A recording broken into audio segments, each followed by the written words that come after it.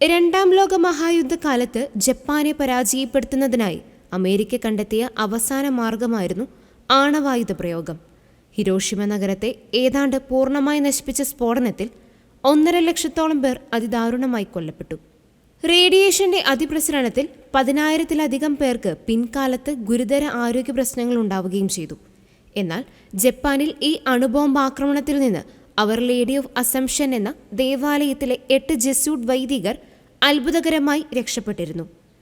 അന്നേ ദിവസം നാമാവശിഷ്ടമായ നഗരത്തിന് നടുവിൽ അവശേഷിച്ച ഒരേയൊരു ദേവാലയമാണ് അവർ ലേഡി ഓഫ് അസംഷൻ.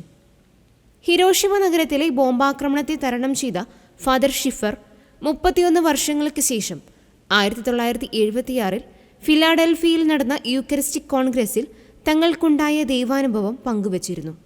കർത്താവിൻ്റെ രൂപാന്തരീകരണ തിരുനാളായിരുന്ന അന്ന് ഞാൻ ജപമാല ചൊല്ലി പ്രാർത്ഥിക്കുകയായിരുന്നു. പെട്ടെന്ന് അതിഭീകരമായ ഇടിമിന്നലോട് കൂടെ ഒരു സ്ഫോടനമുണ്ടായി. ഞാൻ ചുറ്റും നോക്കി. ഒരു ദിശയിലും ഒന്നുമില്ല. റെയിൽവേ സ്റ്റേഷനും മറ്റു കെട്ടിടങ്ങളും നിലംപൊത്തി. എങ്ങും നിലവിളികളായിരുന്നു. ആ ഭീകരാന്തരീക്ഷം ഇപ്പോഴും എന്നെ ഭയപ്പെടുത്താറുണ്ട്. കത്തിയെരിഞ്ഞ നഗരത്തിൽ അവശേഷിച്ചത് ചിലർ മാത്രം. ദേവാലയത്തിൽ അവശേഷിച്ച ഞങ്ങൾ 8 വൈദികരെയും ദൈവം അത്ഭുതകരമായി രക്ഷപ്പെടുത്തി.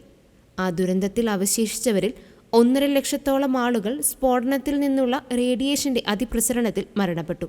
മറ്റു ചിലർക്ക് ശരീരത്തിൽ ഗുരുതരമായ വ്രണങ്ങൾ ബാധിച്ചു. പിന്നീട് സ്ഫോടനത്തെ അതിജീവിച്ച 8 വൈദികരും അനന്തരഫലം അനുഭവിക്കുമെന്ന് ഡോക്ടർമാർ വിധിയെഴുതി. എന്നാൽ അവരുടെ ശരീരത്തിൽ റേഡിയേഷന്റെ യാതൊരു ദൂഷ്യഫലങ്ങളും വൈദ്യസംഘത്തിന് കണ്ടെത്താനായില്ല. പരിശുദ്ധ അമ്മയോടുള്ള ഭക്തിയും ജപമാലയും ഇതിന് കാരണമായെന്നും ഫാത്തിമ മാതാവിൻ്റെ സംരക്ഷണ കവചത്തിൽ ശക്തമായി ആശ്രയിച്ചതുകൊണ്ടാണ് തങ്ങൾ ഈ മഹാദുരന്തത്തെ അതിജീവിച്ചതെന്നും അവർ പറഞ്ഞു.